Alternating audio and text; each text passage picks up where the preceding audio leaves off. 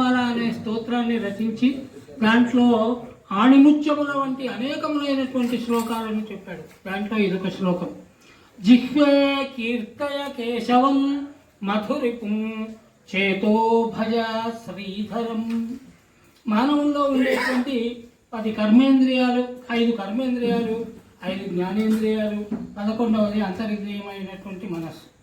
ఈ ఇంద్రియములు మనకు భగవంతుడు ఇచ్చటానికి కారణం ఏమిటి అంటే, లౌకికంగా చూస్తే నాలిక ఉన్నది చక్కనైనటువంటి మంచి మిరపకాయ బజ్జీలు తినడానికి అనుకోవద్దు.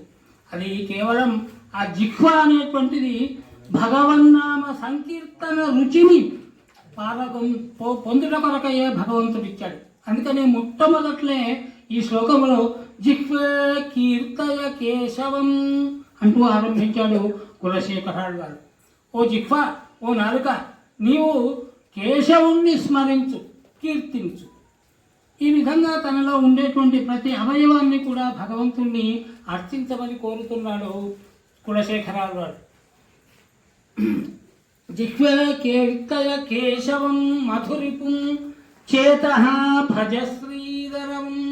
చేతస్సు అంటే మనస్సు, అంతరింద్రియమైనటువంటి ఏకాదశేంద్రియము మనస్సు. ఆ మనస్సును ఏమడుగుతున్నాడంటే శ్రీధరం భజ, లక్ష్మీధవుడైనటువంటి హరిని స్మరించు, భజించు. పాణిద్వంద్వం అర్చయ, తనలో ఉండేటువంటి 2 చేతులు పాణిద్వంద్వం, ఈ 2 చేతులను ఏం చేయమంటున్నాడు? అర్చయ, భగవంతుణ్ణి అర్చించు, భగవంతుని యొక్క పూజను చేయించమంటున్నాడు చేతులతో. శ్రోత్రద్వయం, మనకు ఉండేటువంటి 2 కర్ణములు, చెవులైతే ఉన్నాయో ఈ రెండింటిని ఏం కోరుతున్నాడంటే అచ్యుత కథాహ, శ్రీకృష్ణుని యొక్క కథలను బాగా శృణు, విను. ఎల్లప్పుడూ కూడా నీ కర్ణములతో శ్రీకృష్ణ కథ గానాన్ని పానము చేస్తూ ఉండమంటున్నాడు. ఇక పోయినటువంటి మిగిలినటువంటి కన్నులు ఏవైతే ఉన్నాయో ఆ కన్నులను ఏమంటున్నాడే? కృష్ణం లోకయ, నీవు కన్నులారా, నీవు ఏదో చెడు దృశ్యాలను చూడకుండా కేవలం భగవంతుడైనటువంటి శ్రీకృష్ణుడినే చూస్తుండు ఉండు. తర్వాత 2 పాదములు ఉన్నాయి. ఈ పాదములకు ఏం చెప్తున్నాడంటే హరే గచ్చ అంఘ్రి యుగ్మ ఆలయం, విష్ణుమూర్తి యొక్క ఆలయానికి వెళ్ళవాం అని పాణిములకు, కపాదములకు ఆజ్ఞాపిస్తున్నాడు.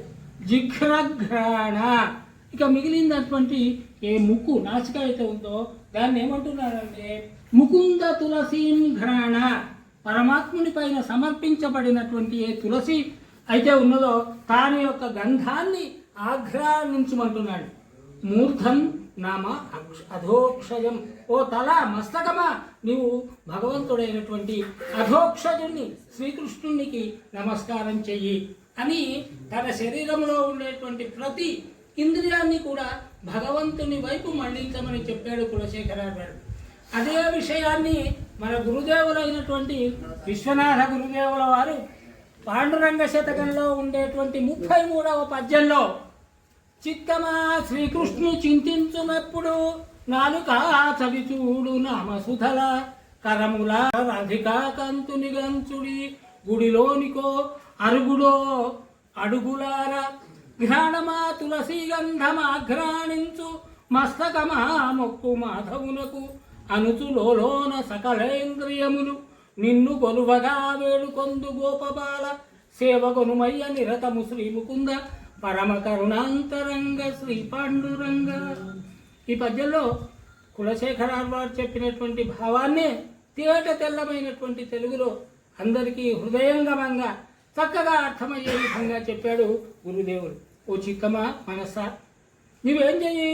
శ్రీకృష్ణుని చింతించుము. మొట్టమొదలు అంతరింద్రియమైనటువంటి మనస్సును ఎత్తుకున్నాడు గురుదేవుల వారు. అక్కడ ముకుందర వారేమో జిహ్వే అని మొదలు నాలికను ఎత్తుకున్నాడు. కానీ ఇక్కడ ఇన్నిటిపైన పనిచేసేటువంటిది మనస్సు. ఈ మనకు ఉండేటువంటి ఇంద్రియములు ఏవైతే ఉన్నాయో ఈ దశేంద్రియములన్నిటినీ కూడా నడిపించేటువంటిది మనస్సే. లోపల ఉండేటువంటి మనస్సు కళ్ళకు చెప్తే కళ్ళు చూస్తాయి, మనస్సు ఆజ్ఞాపించకపోతే కన్నులు ఏం చూడరు. అందుకనే మొట్టమొదటిగా గురుదేవులు శ్రీ విశ్వనాథ గురుదేవులు చిత్తమా అంటూ ఆరంభించాడు పద్యంలో. అంటే మనస్సుకు అంతటి ప్రాధాన్యం ఉన్నది అనే విషయాన్ని అందరికీ గుర్తు చేశాడు. నీవు ఓ మనస్సా నీవు శ్రీకృష్ణుని చింతించు ఎప్పుడు కృష్ణుని యొక్క కథలే వినుము. కృష్ణుని యొక్క అనేక రకములైనటువంటి లీలలు ఉన్నాయో ఆ లీలలనే మనస్సులో స్మరిస్తూ ఉండమన్నాడు. నాలుక చవిచూడు నామసుధల రసన. ఓ నాలుక, నీవు నామము యొక్క సుధ, నామం అనేటువంటిదే సుధ, అంటే స్మరణ అనేటువంటిదే, భగవంతుని పేరు అనేటువంటిదే అమృతం. ఆ అమృతాన్ని పానం చేయమన్నాడు. కరములారా, ఓ చేతులారా, మీరు పురుషోత్తముని పూజించుడు, పురుషోత్తముడైనటువంటి విష్ణుమూర్తిని పూజించమన్నాడు. వీణులారా, ఓ చెవులారా, విష్ణు కథలు వినుడు, భగవంతుని యొక్క కథలను, చరితామృతాన్ని పానం చేయండి.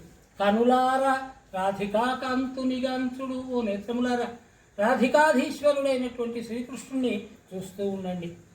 గుడిలోనికి అడుగులారా, పాదములారా, మీరు ప్రతినిత్యం దేవాలయానికి వెళ్ళండి.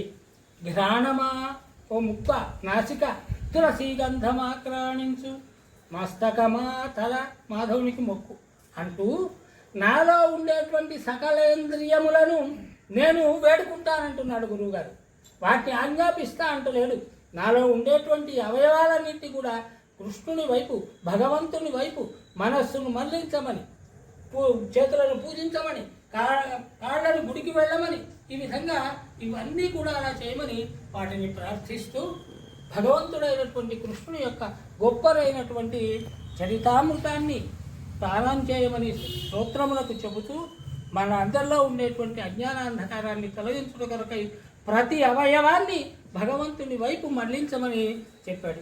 ఇదే భక్త పోతన కూడా కమలాక్షును అర్చించు కరములు శ్రీనాథు వర్ణించు జిహ్వ, ఇదే అర్థం. ఏ భగవంతుడైనటువంటి కమలాక్షుడు ఆ శ్రీకృష్ణుని యొక్క అర్చించు పూజించేటువంటి చేతులే నిజమైన చేతులు. అంటే చేతులు ఎవరి చేతులైతే భగవంతుడిని పూజిస్తాయో వాడియే చేతులు, మిగతా వాడి చేతులు కావు, కట్టె పుల్లలతో సమానమే అంటూ పోతన కూడా భగవంతుని యొక్క గొప్ప పారవశ్యాన్ని, భగవద్భక్తిని బోధించాడు. అలాంటి పోతన లాంటి కవిత్వంతోనే మన గురువర్యులైనటువంటి విశ్వనాథ గురుదేవులు పోతన లాంటి చక్కనైనటువంటి మధురమైనటువంటి కవితతో ప్రపంచంలో ఉండేటువంటి మానవులందరినీ కూడా భగవంతుని వైపు మళ్లించడానికి తన యొక్క రచనల ద్వారా ఉద్బోధించాడు. అటువంటి గురుదేవులకు శిరసా సాష్టాంగ నమస్కారములు ఆచరిస్తూ జయ శ్రీరామ్.